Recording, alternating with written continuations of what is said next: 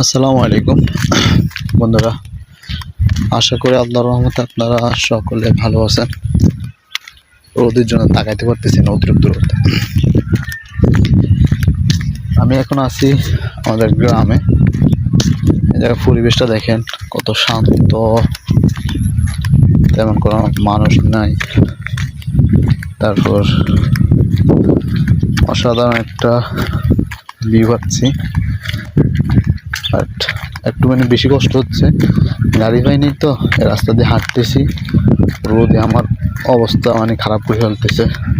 একদম সকাল টাইমের রোদটা, এটাতে অবস্থা খারাপ, মারাত্মক আকার রোদ উঠছে। দেখেন, আমি 10-15 দিন আগে বাড়িতে আসছিলাম, তখন পানি ছিল কই, এখন পানি নেই, টোটালি পানি কমে গেছে।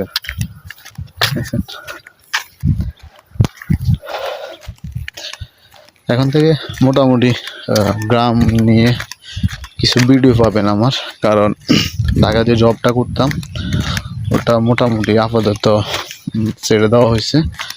তা কিছুদিন বাড়িতে থাকবো। কেন আমি বাড়িতে থাকবো, কেন জব ছাড়ছি, এটা নিয়েও কিছু কথা বলবো, সময় হোক তখন।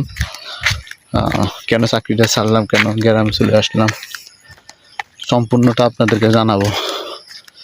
যাক আল্লাহ, এখানে একটু ছায়া আছে, গাছের ভিতরে দিয়ে যায়।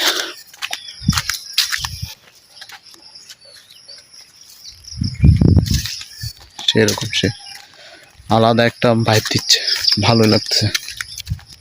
যেরকম ভালো লাগে, হাঁটার চলা থেকে শুরু করে সব কিছু ঠিকঠাক গ্রামে, এটা ভালোই লাগে, খারাপ না।